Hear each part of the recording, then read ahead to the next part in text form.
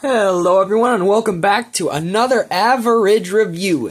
This time we're having a flashback to an old figure from the DC Direct line. The first appearance, Jay Garrick the Flash.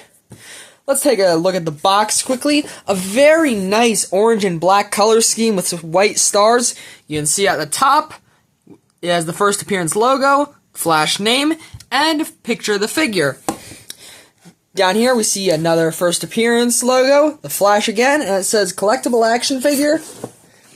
Once again, first appearance, DC Direct logo, and this version of the Flash is specifically from the original Flash Comics #1. Once again, more name and logos over here along with a choking hazard warning. Now moving to the back, we see, once again, first appearance logo. That's what, the fourth or fifth time we've seen it? Comic book history comes to life. DC Direct introduces a new series of action figures based on the designs from their first appearance. All features figure multiple points of articulation, include a base and a mini reproduction of the comic in which the character first appears.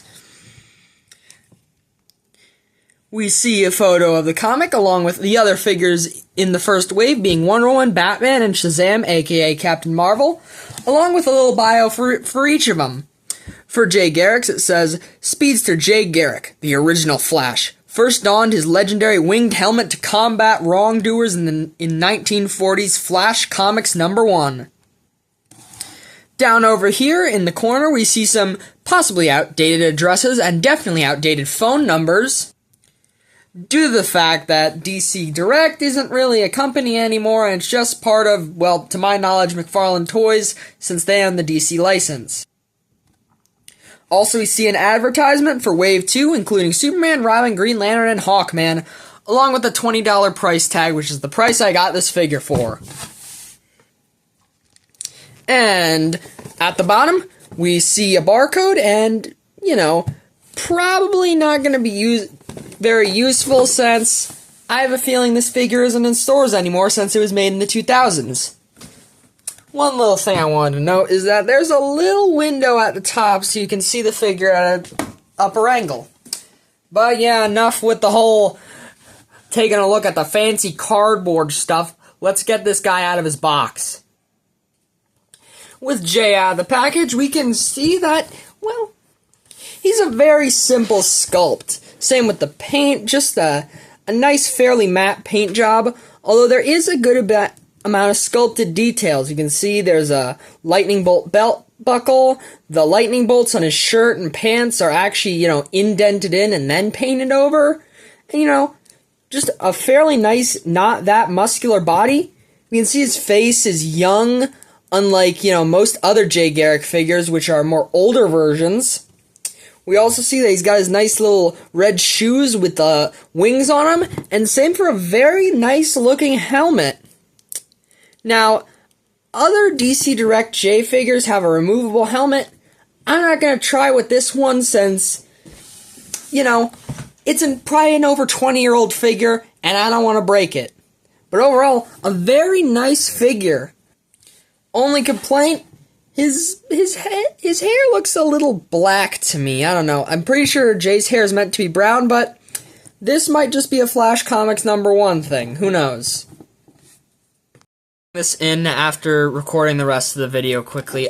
Yeah, Jay's helmet is, removable. You can also see that he's got, well, not very sculpted hair. It's just pretty flat. It's got a little bit of texturing, but it's hard to see due to his hair being, pitch black. But the helmet can be put back on and removed. If you have another DC Direct Jay Garrick, I'm pretty sure the others also have a removable helmet, and you lose that helmet, well, you can always buy this one, I guess, and give that helmet to the one you prefer. Now, articulation wasn't exactly DC Direct's main thing. It was more so about how the figure just looks. But Jay's still got a little bit. This arm can't really lift, but it can spin around all the way. And he's got single jointed elbows that bend a little under 90 degrees. This one, on the other hand, can raise, and also, once again, spin all the way around, and a 90-degree bend. His head just swivels, doesn't really get well, it gets a little up and down, but not much. His legs can kick forward like so. The other leg is fighting me. I'm not going to fight it back because I'm afraid of breaking it. But the knees can bend 90 degrees. That's really it. DC Direct, especially at this time, weren't really known for articulation, but hey, he can get into a decent enough running pose, which is all that really matters. For some standard Marvel Legends comparisons, here he is with the Marvel Legends Renew Your Vows Spider-Man and the recent Target exclusive Black Widow. Spinneret isn't here because I couldn't find that figure, and also, I am very surprised at how well this Jay scales with Marvel Legends. I mean, in terms of height, it's practically perfect.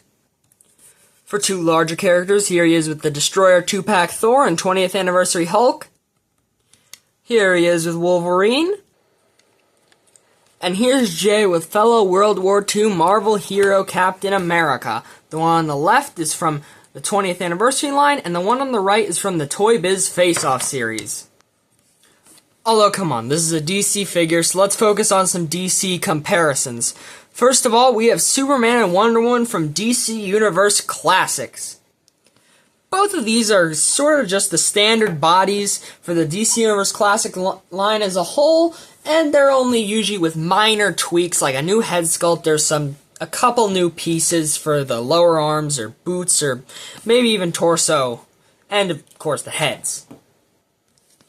Although for more Justice Society members from the DC Universe Classics line, here he is with Shazam aka Captain Marvel on the left and Hourman on the right.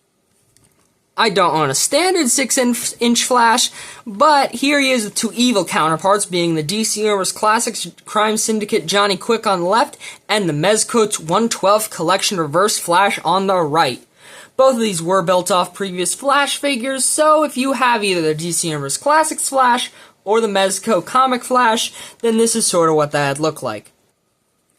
Although that's not the only DC line we'll be going over, since we also have McFarlane's DC Multiverse, with the Alan Scott Green Lantern on the left and the first appearance Batman on the right. And I'm gonna be honest, yeah, these guys are way too big for this Jay.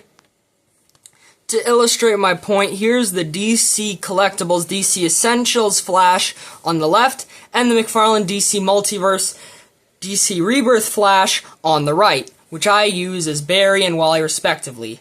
I can't tell if Jay's meant to be the oldest or the youngest one here. In fact, I'm leaning towards the youngest with how small he is. For a much better Jay Garrick for your McFarlane collection, here's the Rival, which shares the same base body as the regular release Jay Garrick.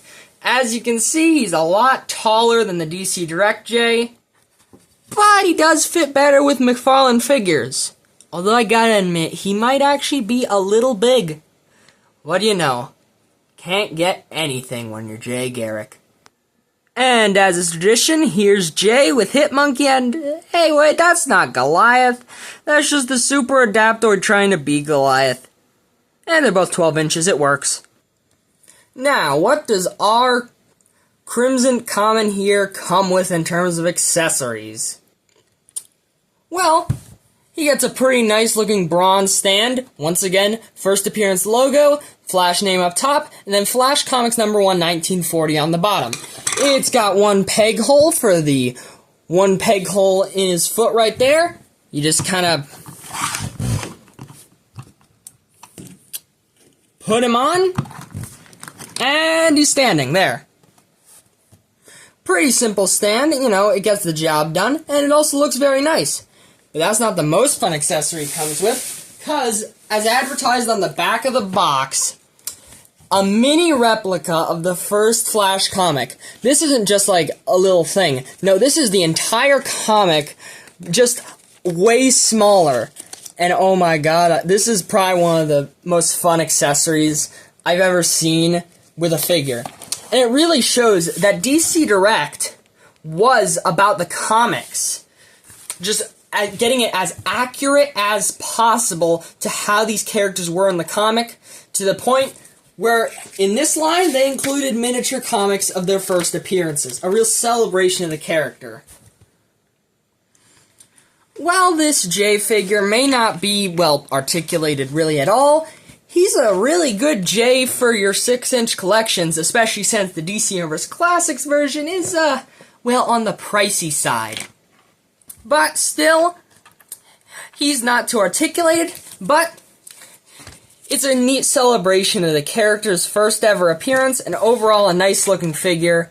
So I'm gonna give it an 8 out of 10. Also, you know, I'm kind of biased since Jay is my favorite Flash. See you next time.